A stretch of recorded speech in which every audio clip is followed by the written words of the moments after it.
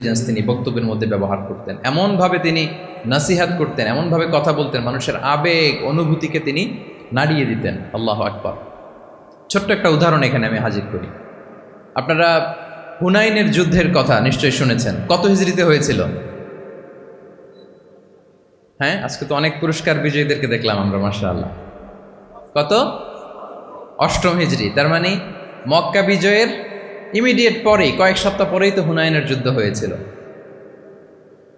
তো এই হুনাইনের যুদ্ধে অনেক ওয়ার বুটিস মুসলমানদের করতলগত হয়েছিল, মানে অনেক গানিমাত, অনেক সম্পদ ওনারা যুদ্ধ শেষে যুদ্ধলব্ধ সম্পদ হিসেবে পেয়েছিলেন। 24,000 উট। কত উট? 24,000 উট, প্রায় 40,000 ভেড়া। এত পরিমাণ গনিমত যখন রাসূল সাল্লাল্লাহু আলাইহি ওয়াসাল্লাম পেলেন, তিনি এগুলো বন্টন করতে শুরু করলেন। কিন্তু রাসূল সাল্লাল্লাহু আলাইহি ওয়াসাল্লাম তিনি বন্টন করতে যেয়ে আনসারি সাহাবীদেরকে, অর্থাৎ মদিনার যে সাহাবারা, তাদেরকে কিছুই দিলেন না, বরং তিনি মক্কার সাহাবাদেরকে দিলেন, অন্যান্য গোত্রের লোকদেরকে দিলেন, আশেপাশের সবাইকে দিলেন, কিন্তু দিলেন না কাদেরকে? আনসারি সাহাবীদের।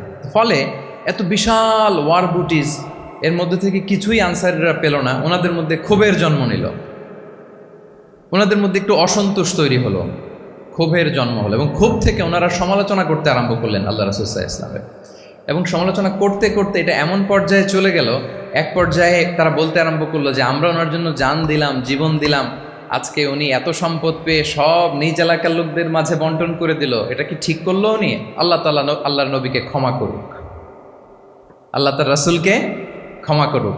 মানে কেমন যেন রাসূল একটা ভুল করে ফেলছেন, রাসূল সাল্লাল্লাহু আলাইহি ওয়াসাল্লাম ওনাদেরকে দিতে বাধ্য ছিলেন, এটা যেহেতু দেন নাই, আল্লাহ তার রাসূলকে ক্ষমা করুক, এরকম একটা কথা তারা বলে ফেললেন।